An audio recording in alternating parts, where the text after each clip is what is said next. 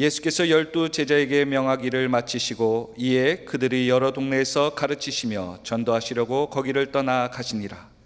요한이 옥에서 그리스도께서 하신 일을 듣고 제자들을 보내어 예수께 여짜오되 오실 그이가 당신이오니이까 우리가 다른 일을 기다리오리까. 예수께서 대답하여 이르시되 너희가 가서 듣고 보는 것을 요한에게 알리되 맹인들이 보며 못 걷는 사람이 걸으며 나병 환자가 깨끗함을 받으며 못 듣는 자가 들으며 죽은 자가 살아나며 가난한 자에게 복음이 전파된다 하라. 같이 읽겠습니다. 누구든지 나로 말미암아 실족하지 아니하는 자는 복이 있도다 하시니라. 아멘. 굿뉴스와 더 좋은 뉴스가 있습니다. 어떤 뉴스를 원하십니까? 굿뉴스는 여러분들이 살아서 예배하는 자로 나왔다는 것입니다.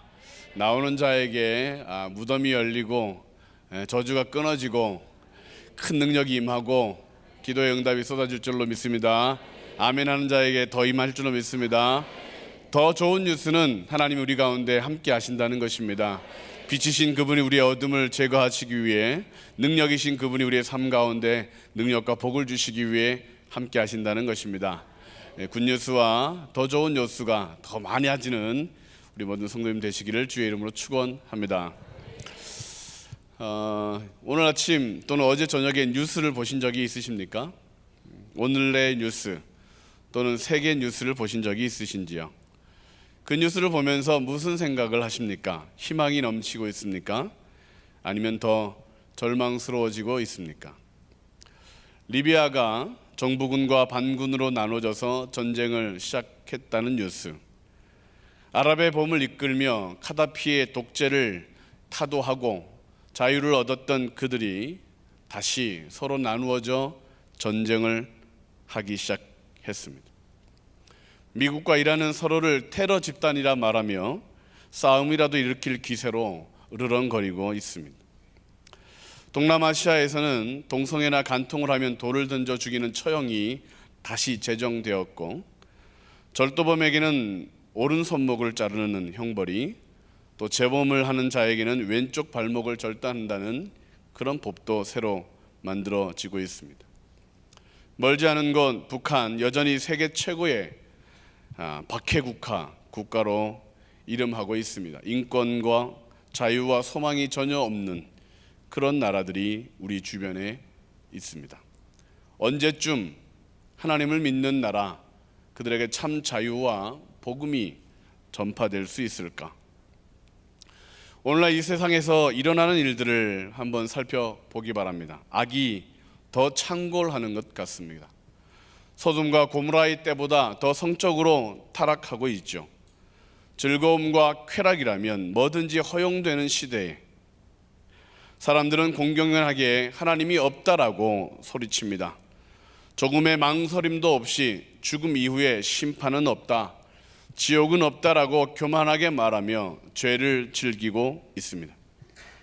신사의 나라, 기독교 국가였던 영국, 영적 부흥을 이끌었던 그 나라는 지금 반기독교 국가, 이슬람 국가가 되어가고 있습니다. 전 세계 선교사의 75%를 담당하고 있던 미국, 믿음 위에 세워졌다고 하던 그 나라가 변질되어 이제는 도리어 복음을 들어야 되는 선교 국가가 되어가고 있습니다. 과거보다 더 많은 사람들이 식량 문제로 굶주리고 있습니다. 하이티, 카메룬, 이집트, 멕시코, 필리핀, 인도네시아, 그리고 여러 아프리카 국가들이 식량 문제로 고통받고 있습니다. 폭동들이 끊이지 않고 있고, 태풍, 화산, 지진과 같은 끔찍한 자연재해는 더욱 빈번해지고 커져서 수만 명의 사람들의 목숨을 앗아가고 있습니다. 경제는 나빠지고 있습니다. 가난한 사람들은 더 가난해지고 있고, 이른 새벽부터 늦은 밤까지 일을 해도 가난을 벗어날 수가, 아니 먹을 수가 없는 극심한 가난이 계속되고 있습니다. 우리의 믿음과 우리의 기도는 과연 효력이 있는 것일까요? 구제와 선행을 하고 열심히 예배를 드리는 것이 과연 이 고통받는 세상에 도움이 될까요? 예수님이 십자가로 말미암아 죄와 저주를 다 끝내셨는데 주변을 둘러봐도 그런 모습을 찾기가 어려운 이유는 무엇일까요? 과연 예수님은 지금 어디서 무엇을 하고 계시는 걸까? 오늘 많은 사람들은 결국 이런 생각을 합니다. 하나님이 계시지 않는다. 하나님이 계시다면 이 창궐하는 악의 이유를 설명할 수 없다. 만약 하나님이 계시다면 그 하나님은 우리의 삶에는 관심이 없는 저 하늘 높은 곳에서만 존재하는 분일 것이다. 그렇지 않으면 이 세상을 바꿀 능력이 없는 무능한 신일 것이다. 정말 하나님은 우리 주변에 가까이 능력으로 함께 하시는 것일까? 예수님은 지금 어디에서 무엇을 하고 계십니까? 어떤 이단은 예수님의 시대는 신약 시대로 끝났고 예수님은 저 하늘에서 쉬고 있다고 가르칩니다. 그래서 지금은 신부의 시대이기에 예수님은 중요치 않고 신랑의 몸으로 온 교주에게 몸 바쳐 섬겨야 한다고 미혹하고 있습니다. 다른 이단에서는 예수님이 다시 인간의 몸을 입고 이 땅에 오셨다. 그 모습이 교주인데 그러므로 교주의 말을 절대적으로 들어야 되고 자신들이 믿는 14만 4천 명의 수에 들어가야만 구원을 얻는다고 가르치고 있습니다. 이러한 시대에 예수님은 우리를 돌보시는 걸까? 이 세상에 주님의 일들을 하고 계시는 걸까? 우리의 믿음과 신앙은 정말 효력이, 능력이 있는 것일까? 성경에는 우리와 비슷한 고민을 한 한 사람의 이야기가 오늘 기록되어 있습니다. 오늘 본문의 침례 요한입니다. 하나님으로부터 주의 길을 예비하라라는 부르심을 받고 열심히 전도하던 전도자였습니다. 태어나기 전부터 선택되었던 요한, 평생 신실하게 사역을 하였고 예수님을 철두철미하게 믿었던 선지자. 예수님에게 침례를 주고 자신의 제자들에게 하나님의 어린 양이다 라고 말씀하며 그분을 따르라고 다 보냈던 요한. 마침내 하나님의 구원이 이루어질 것이고 악인들에게 심판이 엄중하게 선포될 것이며 갇힌 자들이 자유케 될 것이라는 기대를 품게 했던 예수님. 자신은 헤롯의 궁에 갇혀 자유가 없지만 조금만 지나면 자유를 얻을 것이라고, 해방을 볼 것이라고 기대했던 요한이었는데 기다리고 기다려도 아무런 일이 일어나지 않고 있습니다. 해방의 좋은 소식이 만세하고 들려야 되는데 들리지 않을 때 요한은 감옥에서 실패자의 모습으로 허무하게 형장의 이슬로 사라질 위기에 처하게 됩니다. 오늘 혹시 이 자리에 참석하신 분 중에 이런 침례 요한과 같은 마음 상태가 되시는 분이 계신가요? 난 이렇게 힘든데, 난 곧 망하고 정말 죽는 것이 더 나을 것 같은데 하나님은 어디 계시며 예수님은 뭘 하고 계실까? 왜 나의 문제에는, 나의 일에는 조금도 아무런 기적도 나타나지 않는 것일까? 기도했는데 걱정하던 일이 터지고 열심히 예배하고 봉사했는데 원치 않았던 그런 일들로 고통을 더 당할 때, 전혀 달라진 것이 없고 점점 더 악화되는 것을 경험할 때 어쩌면 우리들의 마음속에는 이 침례 요한과 같은 마음이 들 것입니다. 마침내 침례 요한은 사람을 보냅니다. 요한이 옥에서 그리스도께서 하신 일을 듣고 제자들을 보내어 예수께 여짜오되 오실 그 이가 당신이오니이까 우리가 다른 일을 기다리오리이까? 예수님, 당신을 계속 믿어도 될까요? 당신만을 믿기만 하면 됩니까? 믿음이면 성공하고 건강해지고 다시 복된 삶이 되고 우리의 자녀들이 하나님의 사람들로 은혜로운 사람들이 될까요? 전 세계의 문제가 예수의 이름으로 해결됩니까? 고통받는 사람들에게 눈물 흘리는 자들에게 정말로 복된 소식, 예수님 당신만 있으면 됩니까? 아니면 다른 일을 다시 기다려야 합니까? 예수님만 믿으면 정말 내 문제는 복이 될까요? 예수님 앞에 나와 기도하기만 하면 정말 모든 기도의 응답은 다 받게 되는 것일까요? 요한이 이런 질문을 했을 때 예수님은 이런 답을 주셨습니다. 4절부터 6절까지 말씀을 같이 한번 읽겠습니다. 예수께서 대답하여 이르시되 너희가 가서 듣고 보는 것을 요한에게 알리되 맹인이 보며 못 걷는 사람이 걸으며 나병 환자가 깨끗함을 받으며 못 듣는 자가 들으며 죽은 자가 살아나며 가난한 자에게 복음이 전파된다 하라. 누구든지 나로 말미암아 실족하지 아니하는 자는 복이 있도다 하시니라. 예수님은 지금 무엇을 하고 계실까? 요한은 예수님의 대답을 듣고 다시 믿음을 곤고하게 갖습니다. 그리고 마침내 순교의 자리에 이르게 되었습니다. 예수님의 이 말씀을 듣고 그는 다시 또 다른 일을 기다리지 않고 유일한 구원자, 우리의 삶에 영원히 복이 되시는 그분을 믿고 그는 믿음으로 순교할 수 있었습니다. 마찬가지로 오늘 우리들도 오늘 말씀을 통하여 정말로 유일한 구원자이신 그분, 유일한 생명이시고 복이신 그분을 더 붙드는 복된 시간 되기를 주님의 이름으로 축원합니다. 첫 번째로 예수님은 지금 무엇을 하고 계시는가? 저 하늘에서 대제사장으로 구원의 사역을 계속하고 계십니다. 시작. 저 하늘에서 대제사장으로 구원의 사역을 계속하고 계십니다. 히브리서 4장 14절 16절 말씀을 같이 보겠습니다. 그러므로 우리에게 큰 대제사장이 계시니 승천하시니 곧 하나님의 아들 예수시라. 우리가 믿는 도리를 굳게 잡을지어다. 우리에게 있는 대제사장은 우리의 연약함을 동정하지 못하실 이가 아니요 모든 일에 우리와 똑같이 시험을 받으시니로되 죄는 없으시니라.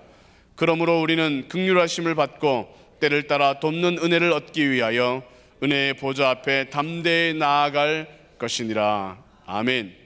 맹인이 보며 못 걷는 이가 걷게 하셨던 그 예수님이 지금은 하늘에서 대제사장의 일들을 계속하고 계시다. 나병 환자를 깨끗하게 하시고 죽은 자를 살리시던 그분, 가난한 자에게 복음을 전파하던 그분이 큰 대제사장으로 지금도 그 일을 계속하고 계신다. 우리의 연약함을 돕고 계시고 시험받는 이들을 도와 건져주시고 믿음으로 다가오는 이들에게 무한한 은혜를 베풀고 계시다. 은혜의 보좌 앞으로 나오는 자에게 은혜를 풍성하게 베풀어주고 계신다. 예수님이 이 땅에서 하셨던 사역을 세 가지로 요약할 수 있습니다. 먼저는 마귀의 일을 멸하시는 사역을 하셨습니다. 요한일서 3장 8절 말씀, 죄를 짓는 자는 마귀에게 속하나니 마귀는 처음부터 범죄함이라. 하나님의 아들이 나타나신 것은 마귀의 일을 멸하려 하심이라. 그리고 병든 것과 약한 것을 고치시며 천국 복음을 선포하신 사역을 하셨습니다. 마태복음 4장 23절부터 25절 말씀을 읽겠습니다. 예수께서 온 갈릴리에 두루 다니사 그들의 회당에서 가르치시며 천국 복음을 전파하시며 백성 중에 모든 병과 모든 약한 것을 고치느니 그의 소문이 온 수리아에 퍼진지라. 사람들이 모든 앓는 자 곧 각종 병에 걸려서 고통당하는 자, 귀신 들린 자, 간질하는 자, 중풍병자들을 데려오니 그들을 고치시더라. 아멘. 마귀의 일을 멸하시고 또 멸하시며 약한 것 병든 것을 고치시며 또 고치시며 천국 복음을 전파하시되 또 전파하는 그 사역을 계속해서 하고 계시다는 겁니다. 그분의 제자들인 그리스도인들이 전 세계로 퍼져나가며 더 크게 진행하고 계십니다. 예수 이름이 선포되는 곳에 마귀와 귀신들이 쫓겨나가는 역사가 나타나고 있으며 예수 이름 앞에 모든 병든 것과 약한 것들이 고쳐지고 있으며 예수님만이 구원이라는 천국 복음이 선포되는 곳에 자유와 생명이 선포되고 이루어지고 있다는 것입니다. 더 많은 사람들이, 구름대가 같이 더 많은 민족들이 오늘날 예수님의 구원을 얻고 있다. 우리들이 이렇게 실감하지 못하는 이유는 세상 뉴스와 TV가 복음의 이런 승리의 이야기를 소개하지 않기 때문에 그렇습니다. 믿는 자들은 더 많아지고 구원을 얻고 있는데 세상은 좀 더 어둡다라고 그들은 말하고 있습니다. 예수의 이름이면 생명을 얻고 영생을 얻고 더 풍성히 얻고 있는데 세상 사람들은 안 되는 것들만 보여주고 있기 때문에 그렇습니다. 믿음의 사람들이 99가지 응답받은 사실을 기뻐하며 찬양하는 뉴스를 내보내지 않고 한 사람의 의심하는 자의 실수를 소개하고 있기 때문에 우리가 속고 있는 것입니다. 지금도 천국 복음은 전 세계로 퍼져나가고 있습니다. 예수 이름으로 구원이 온전히 이루어지고 있습니다. 귀신에게 우상에게 묶여있던 사람들이 참된 자유를 얻고 있고 하나님을 아버지라고 예수님을 나의 구주라고 외치고 있습니다. 저주가 끊어지고 있으며 구제의 사역으로 인하여 굶주린 자들이 떡과 영생을 얻고 있으며 가난하고 빈곤한 사람들에게 천국 복음이 풍성하게 전파되고 있습니다. 복음이 그들을 살리고 회복시키고 그들의 자손만대로 복받게 하는 일에 심겨지고 있습니다. 이것이 가능한 이유는 지금도 일하시는 큰 대제사장 예수님께서 저 하늘에서 그분의 사역을 계속하고 계시기 때문이다. 쉬지도 않고 졸지도 않으시고 주무시도 않으시는 그분이 구원을 위하여, 영생을 위하여, 풍성한 삶을 위하여, 은혜를 우리에게 끼치기 위하여 지금도 일하고 계시기 때문에 그렇습니다.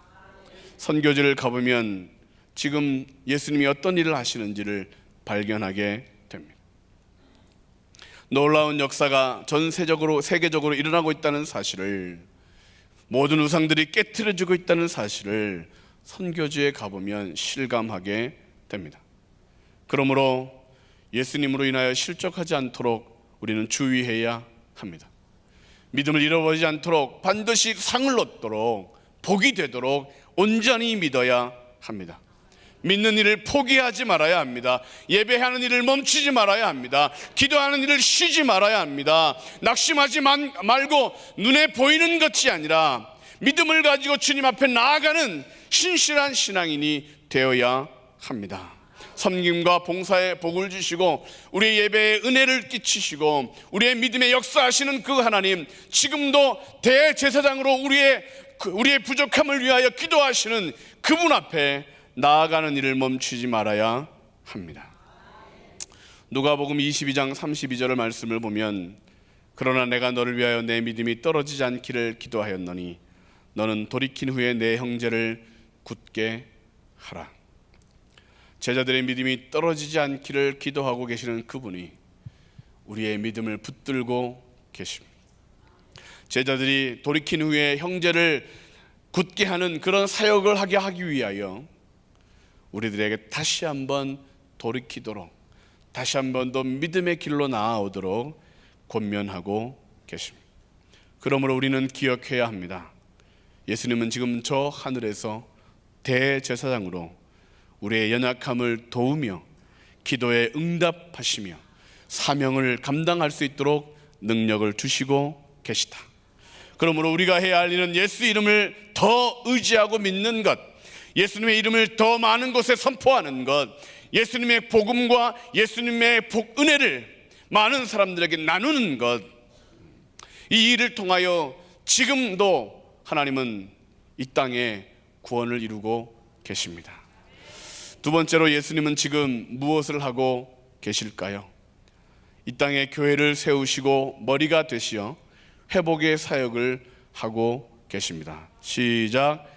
이 땅에 교회를 세우시고 머리가 되시어 회복의 사역을 하고 계십니다. 요한계시록 2장 1절 말씀, 에베소 교회의 사자에게 편지하라. 오른손에 있는 7별을 붙잡고 7금 촛대 사이를 거니시는 이가 이르시되. 예수님이 7별 금촛대 사이를 붙들고 거닐고 계시는 것은 교회 가운데 계심을 의미합니다. 그분의 이름은 그래서 처음부터 임마누엘이었습니다. 하나님이 우리와 함께 하신다. 한 번도 우리를 떠나신 적이 없고 떠나지 않겠다고 약속하셨고 세상 끝날까지 함께 하시겠다고 장담하시고 맹세하시고 언약하신 그분이 요한계시록 그 마지막 때에 봤더니 7 금초 때 7 별을 붙들고 계시며 왕래하고 계시고 조금도 떠나지 않고 계시더라. 교회를 붙들고 계시기에 안전한 것입니다. 그 어떤 마귀의 유혹에도 교회가 무너지지 않는 이유는 하나님이 붙들고 지키고 계시기 때문이다. 교회는 예수님의 부름을 받은 사람들의 모임입니다. 그 모임의 진정한 주인 되시고 머리 되시는 분이 예수님이시다. 사랑과 회복의 공동체인 교회의 머리가 되십니다. 피부 색깔과 상관없이 사랑을 받는 곳이 교회입니다. 노소에 상관없이 인정받고 또 존중받는 것이 교회입니다. 남녀에 상관없이 똑같은 가치로 그렇게 칭찬받는 것이 교회입니다.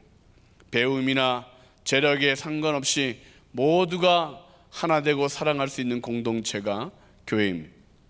예수님이 이 교회의 주인이십니다.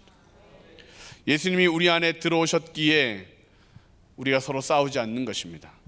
서로 달라도 사랑할 수 있는 것입니다. 간혹 내게 잘못해도 또 용서할 수 있는 이유는 예수님이 우리 가운데 주인이시기 때문에 그렇습니다. 옆 사람을 보십시오.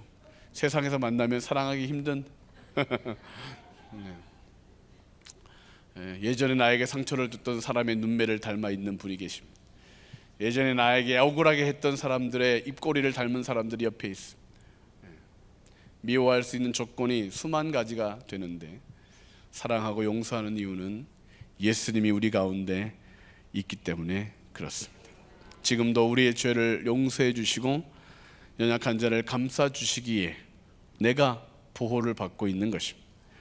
영생의 복을 주시고 가난한 자들에게 은혜를 끼치는 그분이 우리를 오라 하셨기에 저희들이 여기에 앉아 있는 것입니다. 자녀의 권세를 주시고 병든 자를 치료하시고 귀신 들린 자를 고쳐서 마침내 천국 복음을 전하는 자로 삼으시기 위하여 저와 여러분들을 이곳에 부르신 것입니다. 예수님이 교회의 머리이십니다. 머리가 운전을 하지 않습니다. 머리가 벽에 못을 박지 않습니다. 머리가 모든 일을 다 하지 않습니다. 그러나 머리가 그 모든 일을 주관하실 때에 우리는 세상을 고칠 수 있는 것입니다. 프랑스의 어떤 마을에 많은 성도들이 모이는 교회가 있었다고 합니다. 이 교회 마당에는 예수님의 동상이 세워져 있는데 2차 세계대전 때 독일군이 폭격을 하는 바람에 교회와 또 예수님의 동상이 동시에 파손되는 일이 발생했습니다. 교회를 복구하고 교회 마당에 있는 그 예수님의 상을 어떻게 할까 그들은 고민했습니다. 왜냐하면 다른 것은 멀쩡한데 두 팔이 떨어져 나간 것입니다. 어떻게 할까 성도들이 모여서 고민하다가 이런저런 의견을 받아보았습니다. 새로 동상을 제작하자, 팔만 고치자, 아니면 아예 없애버리자. 다양한 의견들이 있었는데 최종적으로 이렇게 결정했다고 합니다. 예수님의 동상을 그대로 두고 단지 편말을 하나 만들어 그 앞에 세우자. 그 편말에는 이런 글이 기록되었습니다. 이 예수님의 동상에는 양손이 없습니다. 그러나 우리들이 예수님의 손이 되겠습니다. 성도들이 교회로 모이는 이유는 예수님의 손이 되기 위해서입니다. 눈물 흘리는 자의 눈물을 닦아주기 위하여, 죄와 절망으로 빠져 들어가는 이들을 붙들어 주기 위하여 교회로 모이는 것입니다. 예수님의 발이 되어야 합니다. 땅끝까지 복음을 들고 나아가는 뚜벅 걸음이 되기 위하여, 도움이 필요한 자, 연약한 자를 찾아가는 예수님의 사랑의 발이 되기 위하여 우리가 교회로 모이는 것입니다.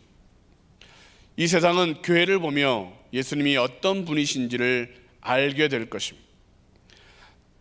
그리스도인들의 선행을 보고 예수님의 선하심과 그분의 메시지가 얼마나 아름다운가를 믿게 될 것입니다.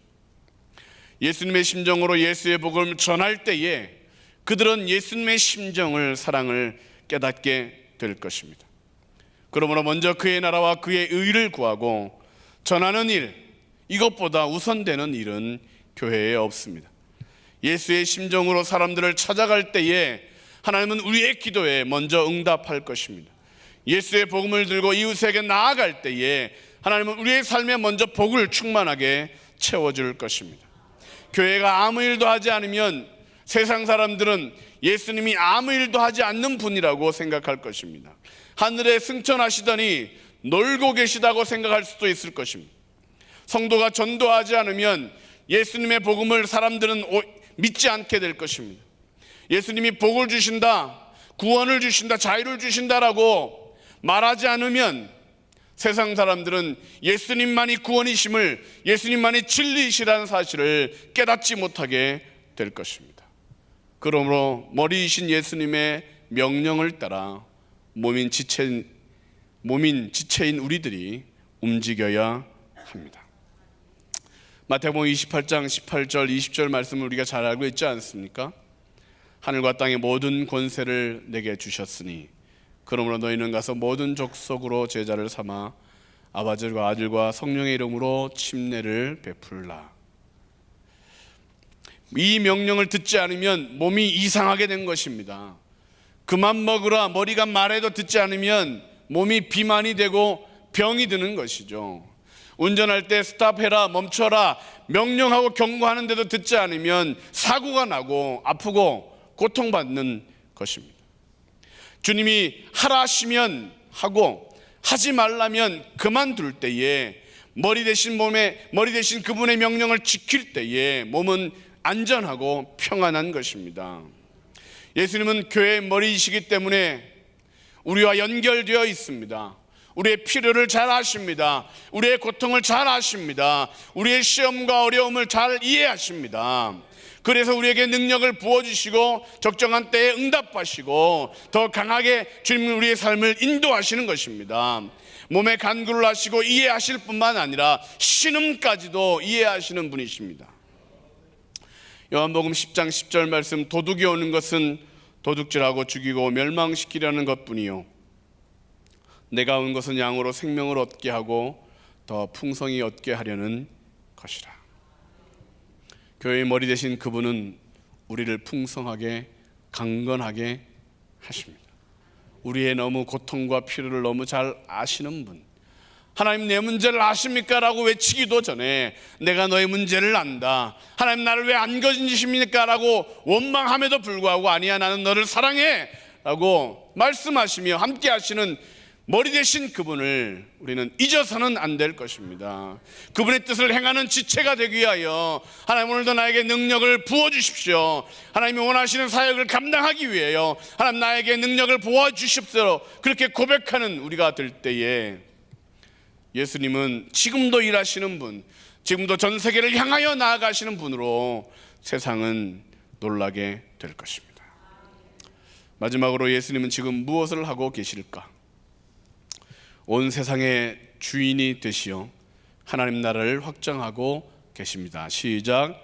온 세상의 주인이 되시어 하나님의 나라를 확장하고 계십니다. 주가 되십니다. 왕이신 그분이 통치하십니다. 사도행전 2장 36절 말씀을 보겠습니다. 그런즉 이스라엘 온 집은 확실히 알지니 너희가 십자가에 못 박은 이 예수를 하나님이 주와 그리스도가 되게 하셨느니라 하니라. 빌립보서 2장 9절부터 11절 말씀을 보겠습니다. 이러므로 하나님이 그를 지극히 높여 모든 이름 위에 뛰어난 이름을 주사 하늘에 있는 자들과 땅에 있는 자들과 땅 아래에 있는 자들로 모든 무릎을 예수의 이름에 꿇게 하시고 모든 입으로 예수 그리스도를 주라 시인하여 하나님 아버지께 영광을 돌리게 하셨느니라.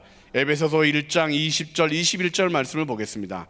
그의 능력이 그리스도 안에서 역사하사 죽은 자들 가운데서 다시 살리시고 하늘에서 자기의 오른편에 앉히사 모든 통치와 권세와 능력과 주권과 이 세상뿐 아니라 오는 세상에 일컫는 모든 이름 위에 뛰어나게 하시고. 하나님의 나라는 확장되고 있습니다. 그 이유가 예수님이 통치하고 계시기 때문입니다. 예수님이 대장이 되시어 우리의 싸움, 그 우리의 모든 경주를 달려가고 계시기 때문에 사단의 일은 진멸되고 우리의 삶 가운데 복과 은혜가 넘치는 것입니다. 우리에게는 왕이 필요합니다. 우리의 싸움을 대신 싸워줄 왕, 우리의 고난의 문제를 해결할 왕, 우리의 기도에 응답하실 왕, 죄의 종으로 묶여있던 우리를 자유케 하시고 마침내 복된 존재로 변화시켜 주실 왕이 필요한 것입니다. 앞장서서 악을 물리치시는 예수님, 하나님 나라를 되게 하시는 하나님, 가난한 자들에게 참된 부요를 안겨주시기 위해 정복하시고 빼앗긴 것들을 얻게 하시고 잃어버린 것들을 찾게 하시고 두드리는 이에게 문을 열어주시는 능력의 왕이 우리의 삶 가운데 필요한 것입니다. 그분은 우리의 건강을 회복하게 하십니다. 복을 찾게 하십니다. 잃어버린 것들을 다시 찾아 누리게 하십니다. 이 세상은 전쟁 중입니다. 사단은 군사를 끌어모아 마지막 전쟁을 준비하고 있죠. 타락한 천사들이 왕 중의 왕이신 예수님의 왕권에 도전하려고 합니다. 그들의 모든 노력은 한순간에 물거품이 될 것입니다. 그분은 온 우주 만물을 다스리고 심판하시는 다시 오실 메시아, 다시 오실 그리스도 예수님이시기 때문에 그렇습니다. 지금은 하나님 우편에 앉아 계십니다. 우편에 앉으셨다는 말씀은 하나님의 모든 권위를 위임받아 친히 통치하신다는 의미입니다. 현재는 그 고난을 받아 온 세상을 통치하고 계신다. 하늘과 땅의 모든 권세를 내게 주셨다라고 선포하시며 우리를 땅끝까지 보내시며 정복하고 이기게 하시는 그 주님의 사역을 우리는 기억해야 합니다. 우리가 예수님을 주님으로 하고 부르실 때에 단순히 나의 삶을 조금 변화시키는 그 주님이 아니시죠. 단지 우리나라의 태풍을 조금 밀어내시는 정도의 주님으로 우리가 믿는 것은 아니시죠. 온 우주 만물을 다스리시고 정복하시는, 마침내 하나님 나라를 세워가시는 전능하신 하나님으로 우리는 믿는 것입니다. 그러므로 이 세상을 하나님이 통치하고 있다는 사실을 기억해야 합니다. 세상의 뉴스가 어둠을 이야기해도 빛 대신 그분이 우리에게 찾아오신다. 세상이 절망적인 이야기들로 우리의 마음을 낭망시킬 때 믿지 않는 저들이 실패하고 병들고 죽고 고난당하는 모습을 보이며 너도 인간이잖아 라고 외치고 있을 때 우리에게는 구원의 이름, 능력의 이름, 생명의 이름이 있음을 선포할 수 있는 믿음이 필요합니다. 예수님을 인하여 실족하지 않아야 된다. 예수님을 믿는 게 낙심하지 말아야 된다. 그분을 의지하는 일에 흔들리지 말아야 된다. 돈 많은 사람들이 가난을 구제하는 것 아니죠. 많이 배운 사람들이 미련을 깨치는 것 아니고 힘 있는 사람이 연약한 자를 돕고 있는 것 아닙니다. 오직 왕이신 예수님, 이 세상 만물의 주인이신 그분이 마침내 가난한 자를 부욕해 하시고 눈먼 자의 눈을 뜨게 하시고 갇힌 자를 자유케 하는 놀라운 역사를 이루고 계시는 것입니다. 할렐루야. 빈둥지 증후군이라는 말을 들어보셨습니까? 자녀들을 대학에 입학시키거나 취직을 하게 하거나 자녀들이 그래서 독립하여 집을 떠나게 되면 열심히 그들을 위해 살았던 부모들이 상실감과 슬픔을 느끼는 것, 그것을 빈둥지 증후군이라고 합니다. 이러한 일들은 주로 여성들에게 더 많이 나타나는데 퇴직이나 해고, 사별 또는 폐경과 같은 사건과 함께 심각하게 찾아오고 있다고 합니다. 영적으로 빈둥지 증후군을 겪고 있지는 않으십니까? 내게 무슨 더 좋은 일이 있을까? 과거에는 그렇게 하나님을 사랑하여 기도 응답도 많이 받았었는데 몸은 점점 연약해져 가고 있고 주변의 사람들은 하나둘 떠나가고 있고 더 외롭고 더 쓸쓸해지는 노후가 찾아오는 것 같아 그렇게 빈둥지 증후군과 같이 그렇게 허전한 마음으로 살아가시는 분들이 계십니까? 우리에게 온 세상을 통치하시는 분주하신 예수님이 계십니다. 그분은 우리에게 함께 통치하자, 함께 이 일을 이루자라고 우리를 요청하고 계십니까? 무엇을 할지 모르시는 분, 아이들을 다 키우셨다면 이제는 하나님의 일을 해야 되지 않겠습니까?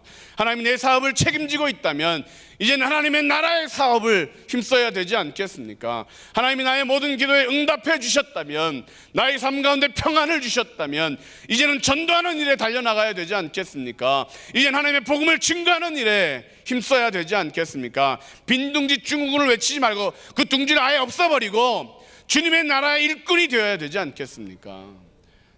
예수님이 그 외침으로 우리를 부르고 계십니다. 하나님 나라를 확장하고 계시는 그분, 통치하고 다스리시는 그분이 나와 함께 가자, 함께 이 사역을 감당하자라고 우리 교회와 우리 성도님들을 부르고 계시는 것입니다.